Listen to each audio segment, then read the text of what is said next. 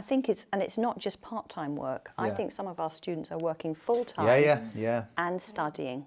And I think that is a huge difference. I was talking to one of my students, one of my personal tutees, on Thursday last week, and one bedroom in a shared house in Filton Avenue is £670 a month without bills. Right. That is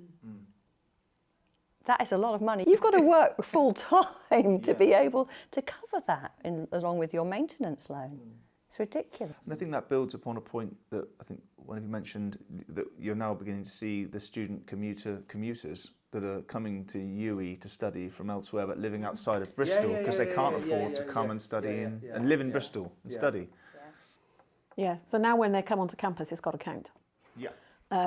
They have very efficient understandings in their head of, I'm coming onto campus today and I need to get this and this done. Yeah. Because they might not be on campus tomorrow or the day after, because they're doing that cost trade-off between, do I go and do a shift in Tesco's, can I pay a second cost to actually come onto campus? So their demands when they're here and their expectation that they will get things done and cleared off their lists, I think are higher than they were 20 years ago. And I think that expectation that every time a student comes onto campus it has to add value is something that we probably need to work with staff on, because I don't think we've quite got that transition within the expectations of absolutely ensuring everything adds value to the student. Right. I think it's safe to say from our experiences that from a staff perspective we haven't changed enough within our practices to address the fact, that we still do things as we may have done them for quite a few years, but if you're really managing to add value to that kind of discrete experience when they come in on campus only, what can happen to support that?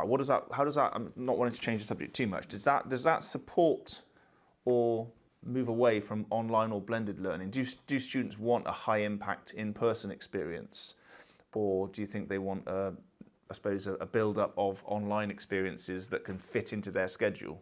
Or do you think it's a merge of both? Because you can get impact in different ways, can't you? Oh, it's a tricky I'm question. going to say both. If you ask a student what they want it all. Yeah. I think that they want to be able to do a lot for themselves online.